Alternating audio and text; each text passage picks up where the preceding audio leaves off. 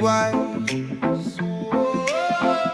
Don't let that moisture rise. When material gets wet, it looks like dripping sweat. Below the dew point, don't you freeze. Raise the temp and move that breeze. Dry the structure, use your brain. Let the air flow through again. Condensation likes to play, but we chase that water away. Condensation, oh no, no, no. Not on the job site, let it go. Raise that temp and keep it flowing. Let the warm, dry breezes blowin'. Condensation, pretty in the morning dew, but on a project it's bad news for you.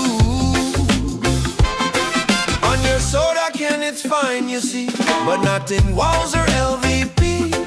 When you're trying to dry but it's still wet, it's the temp that's making it sweat. Check your gauges, feel the vibe.